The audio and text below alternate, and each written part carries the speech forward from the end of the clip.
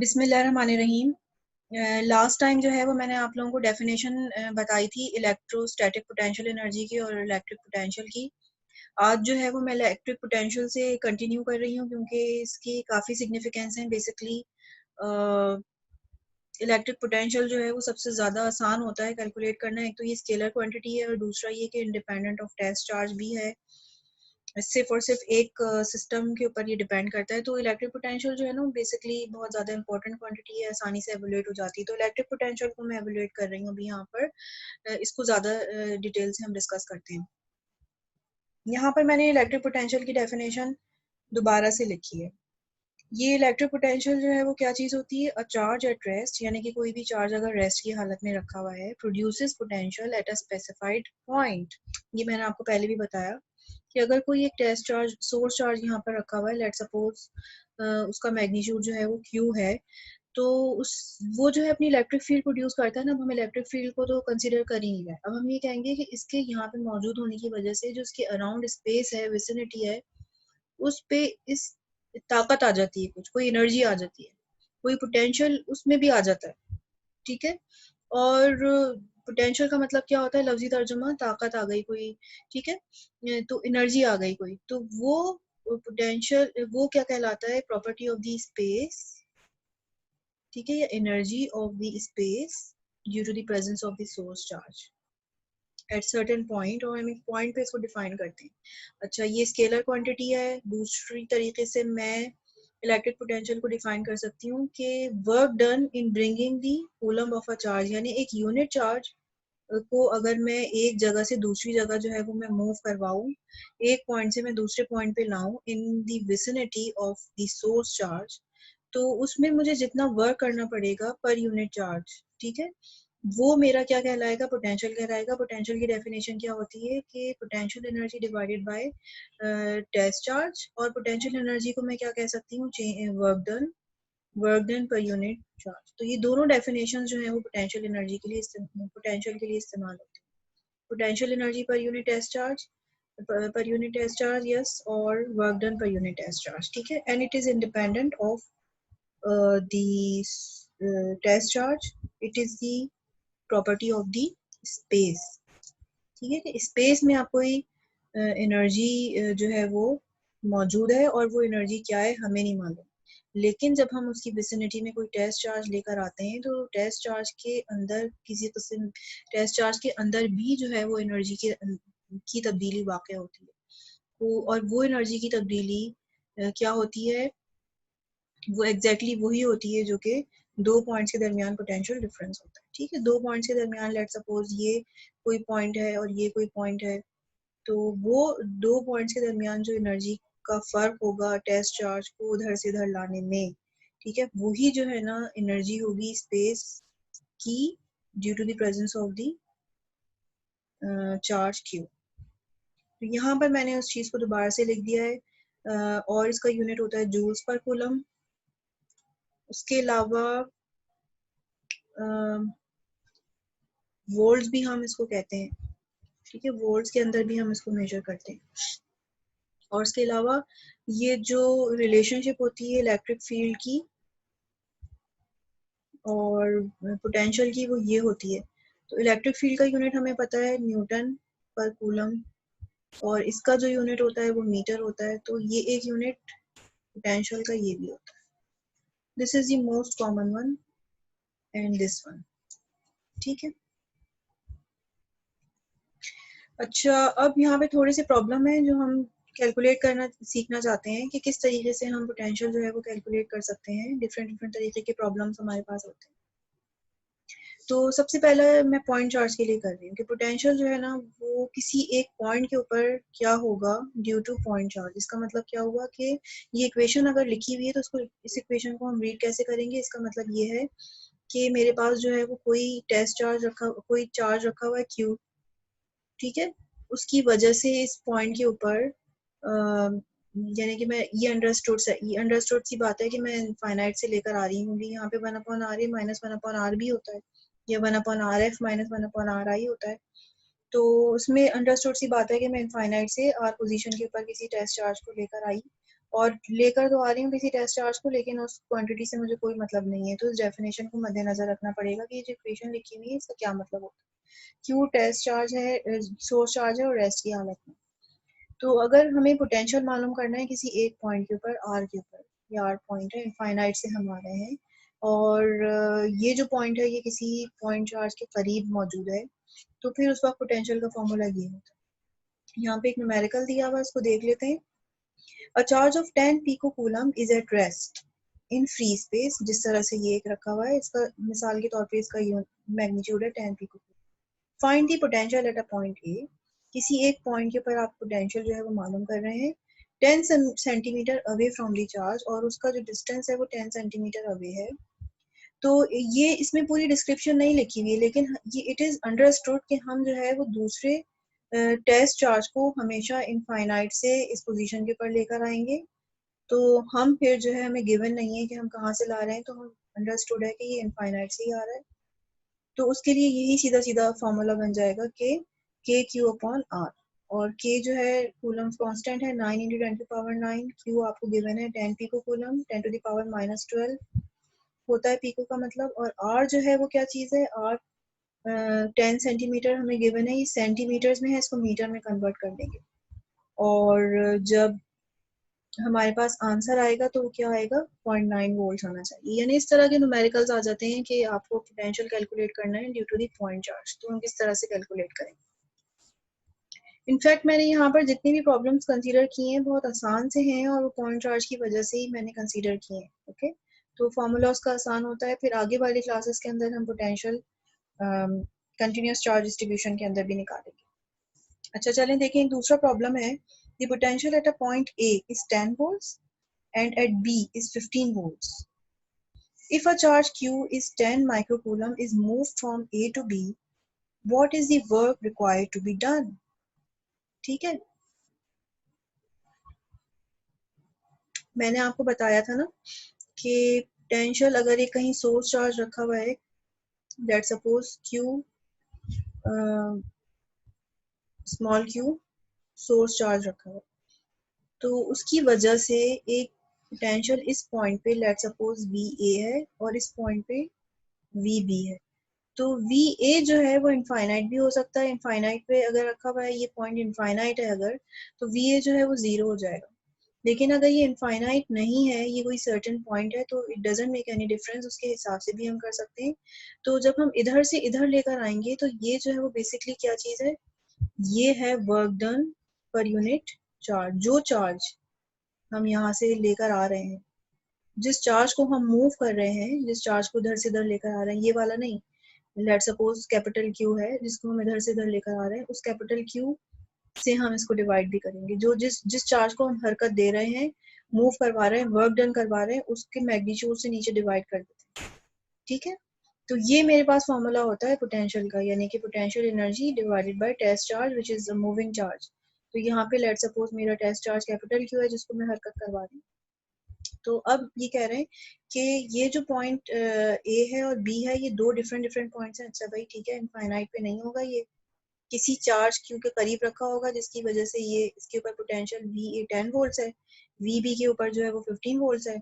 और अगर हम एक टेस्ट चार्ज Q जो है वो मूव करवाएं A से लेके B तक, A से लेके B तक, तो उसका वर्क डन जो है वो हमें मालूम करना है। तो ये जो है ना, वर्क डन का फॉर्मूला क्या हो जाएगा, ये वाला। तो ये जो क्यू है इसको मैं कहाँ पर लेकर चली गई, इधर मैं लेकर चली गई क्योंकि मुझसे वर्क डन पूछा है ना इन्होंने, तो इसको मैंने मल्टीप्लाई कर दिया क्यू। ठीक है, और change in work done, change in potential energy. ठीक है, इसको मैं इस तरह से भी लिख सकती हूँ, चेंज इन वर्क डन यानी नेट एनर्जी हमें मालूम करनी है। तो अब टोटल पोटेंशियल डिफरेंस जो है वो क्या होगा, 15 माइनस 10 जो कि हमें गिवन है, और क्यू मेरा टेस्ट चार्ज जिसको मैं हरकत करवा रही हूँ, और मेरा आंसर कितना आ जाएगा, 50 माइक्रो जूल्स। ओके, तो यहाँ पर मैंने एक एग्जांपल आप लोगों को बता दी जिसके अंदर मैं रेफरेंस जो है वो इन्फिनिटी नहीं ले रही। यहाँ पर मैंने रेफरेंस इन्फिनिटी लिया था, लेकिन इस जगह पर चूंकि मुझे गिवन है कि दो पॉइंट्स हैं, तो डिफरेंट डिफरेंट पॉइंट्स के ऊपर हैं, तो अब मैं पोटेंशियल डिफरेंस जब निकालूंगी तो डायरेक्ट मैं इन दोनों पॉइंट्स के दरमियान निकाल दूँ। तो अच्छा, अब उसी तरह से अब मेरे पास तीसरा प्रॉब्लम है, ये थोड़ा सा डिफरेंट है, इसको देखते हैं कि क्या है।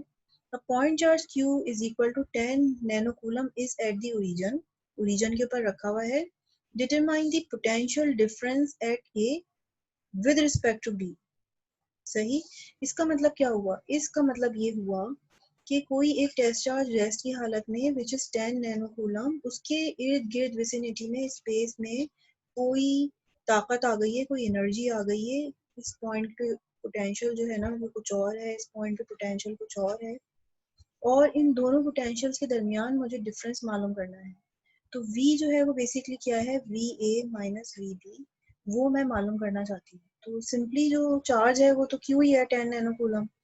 तो फॉर्मूला आप यही लिखेंगे, VA माइनस VB लगाएंगे, और आपको जो है ना वो पोजीशन मालूम है कि फर्स्ट पोजीशन क्या है 1, और VA की जो पोजीशन क्या है वो ये है, VB की पोजीशन ये है, और चार्ज जो रखा हुआ है वो कहाँ रखा हुआ है, ओरिजिन के ऊपर रखा हुआ है. ठीक है, ये इस तरह की पोजीशन होगी कि ये ओरिजिन पर है,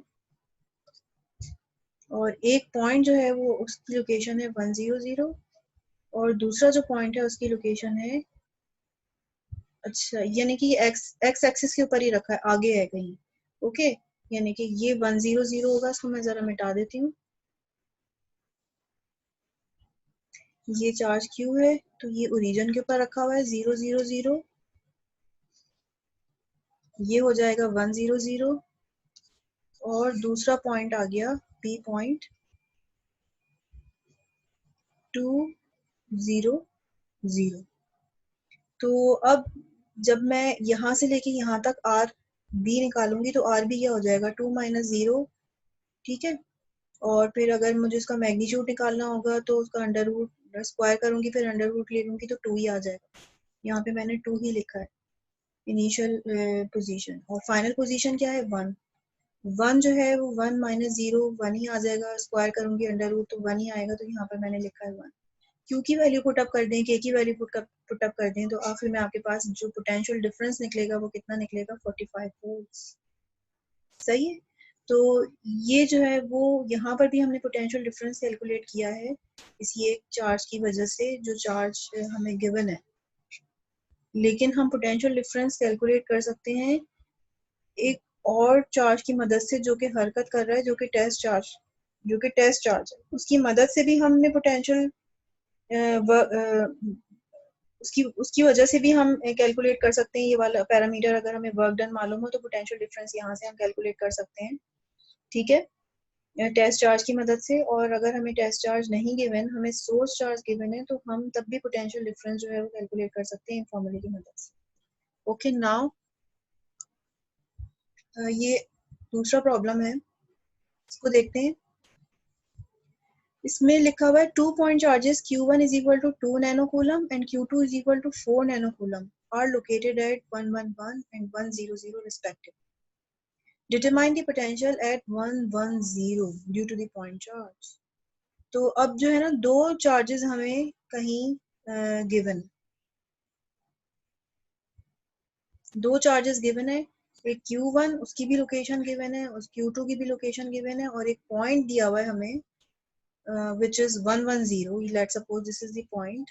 इस पॉइंट पे हमें पोटेंशियल मालूम करना है, Vp is what.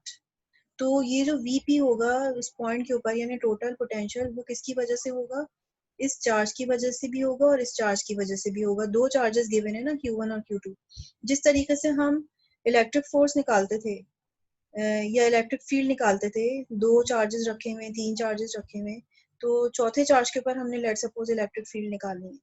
पहले हम इसकी वजह से निकालेंगे, फिर इसकी वजह से निकालेंगे, फिर इसकी वजह से, फिर इन सबको सम अप करेंगे. बिल्कुल इसी तरीके से यहाँ पर भी हमें यही काम करना है. लेकिन फर्क ये है कि यहाँ पर हमें अब रिजॉल्व करने की मेहनत नहीं करनी पड़ेगी, हम डायरेक्ट जो है वो उसको लिख सकते हैं. तो सबसे पहले हम चार्ज नंबर 1 की वजह से पोटेंशियल निकालेंगे एट पॉइंट P. तो चार्ज नंबर 1 जो है उसकी लोकेशन हमें गिवन है, उसकी लोकेशन हमें गिवन है 111, और पॉइंट P की जो हमें लोकेशन है वो भी हमें गिवन है 110. ठीक है, ये R1P. तो ये 110 हमें पता है, और Q1 की पोजीशन हमें मालूम है. तो मेरे पास जो है वो क्या आ गया, वेक्टर आ गया, वेक्टर फॉर्म. फिर इसका मैग्नीट्यूड निकाला, इसका स्क्वायर किया और अंडर रूट ले लिया, तो ये आ, यानी R1P मुझे पता चल गया 1 है. इसी तरीके से दूसरे चार्ज की वजह से जो पोटेंशियल है वो मुझे निकालना पड़ेगा, और 2p मैं निकालूंगी। मैं काफ़ी दफ़ा इस तरह की प्रॉब्लम आप लोगों को करवा चुकी हूँ। I hope you can do it by your own. तो यहाँ पर R2p मैंने निकाल दिया, दोनों का मैग्नीट्यूड्स मैंने रखे, उन दोनों को मैंने सम अप कर दिया, फाइनल मेरे पास आंसर ये आ। एक बात नोट करने की है वो ये कि चार्जेस जो है ना ये दोनों पॉजिटिव हैं। अगर इनमें से कोई एक चार्ज नेगेटिव होता तो यहाँ पर हम minus, let's suppose Q2 negative होता तो यहाँ पर साइन जो है वो माइनस हो जाती। तो अगर चार्ज पॉजिटिव है तो पोटेंशियल को हम हमेशा पॉजिटिव लिखते हैं, चार्ज नेगेटिव है तो चार्ज की साइन साथ में हम लिख देते हैं माइनस, फिर आंसर हमारा डिफरेंट हो जाता है। तो इस बात का ख्याल रखिएगा। तो यहाँ पर जो है मैंने आपको ये बताया कि अगर हमें किसी एक पॉइंट के ऊपर पोटेंशियल निकालना है due to the presence of many charges, तो हम कैसे निकालते हैं।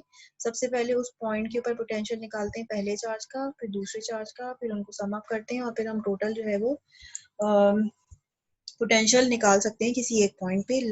जिस तरह से हम इलेक्ट्रोस्टैटिक फोर्स और इलेक्ट्रिक फील्ड को डील करते हैं, बिल्कुल इसी तरीके से potential of many potential at a point due to many point charges, उसको भी हम इसी तरीके से निकालते हैं। अच्छा, एक थोड़ी सी डिफरेंट प्रॉब्लम है उसमें। यहाँ पर मैंने ये रिलेशनशिप जो कि मैं आप लोगों को पहले पढ़ा चुकी हूँ उसको मैंने यूज किया हुआ है। तो यहाँ पर जो है ना मैंने पोटेंशियल एवोल्यूट किया है with the help of the electric field, कि अगर आपको इलेक्ट्रिक फील्ड गिवन हो तो आप पोटेंशियल कैसे फाइंड आउट कर सकते हैं। ये डिफरेंशियल फॉर्म में इक्वेशन गिवन है, इसको मैंने इंटीग्रल फॉर्म में लिख दिया। क्वेश्चन आपसे क्या कह रहे हैं कि इलेक्ट्रिक फील्ड जो है ना वेक्टर फॉर्म में ये गिवन है, ठीक है। Find the potential function, assume V at the origin is 0। ये इलेक्ट्रिक फील्ड है, इसका डॉट प्रोडक्ट है dr के साथ। तो इलेक्ट्रिक फील्ड जो भी हमें गिवन है ये पूरी, इसको मैंने यहाँ पर लिख दिया, डॉट लगाया, और ये जो dr है ये हमें नजर आ रहा है x और y कोऑर्डिनेट सिस्टम के अंदर है। तो dr यानी लेंथ एलिमेंट भी जो है मैं x, y और z कोऑर्डिनेट के अंदर मैं लिखूंगी, ये मैंने लिख लिया। इन दोनों का डॉट प्रोडक्ट लिया, डॉट प्रोडक्ट लिखने के बाद ये इक्वेशन मेरे पास आ गई, और इसको फिर मैंने इंटीग्रल को दोनों इक्वेशंस के साथ में अलग अलग स्प्लिट कर दिया। स्प्लिट करने के बाद इसको विद रिस्पेक्ट टू x, इसको with respect to y integrate किया, और फिर प्लस एक कांस्टेंट टर्म आ जाएगी। और वो कांस्टेंट टर्म हम कैसे मालूम करेंगे, जो हमें ये कंडीशन बताई हुई है कि एट ओरिजिन यानी कि x is equal to 0, y is equal to 0 के ऊपर v भी जो है वो क्या है, 0 है। तो जब मैंने यहाँ पर x 0 पुट किया, y 0 पुट किया और v को भी 0 पुट किया, तो c की वैल्यू मेरे पास क्या आ गई, c भी मेरे पास 0 आ गई।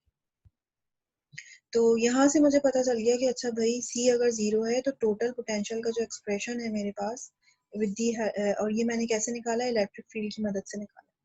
तो वो कितना आ रहा है, 20xy। बेसिकली ज़्यादा फायदा तो हमें ये होता है कि हम पोटेंशियल निकालें और पोटेंशियल की मदद से इलेक्ट्रिक फील्ड निकालें, क्योंकि ये जो है स्केलर क्वांटिटी है, इसको निकालना आसान होता है और फिर हम उसका डेरिवेटिव ले लेते हैं और इलेक्ट्रिक फील्ड निकाल लेते हैं। लेकिन यहाँ पर चूंकि मैं पोटेंशियल ही बढ़ा रही हूँ तो मैंने इस वजह से यहाँ पर एक तरीका आपको और बता दिया कि कोई एक पैरामीटर हमें बस पता चल जाए, हम दूसरा पैरामीटर जो है वो डिटरमाइन कर सकते हैं।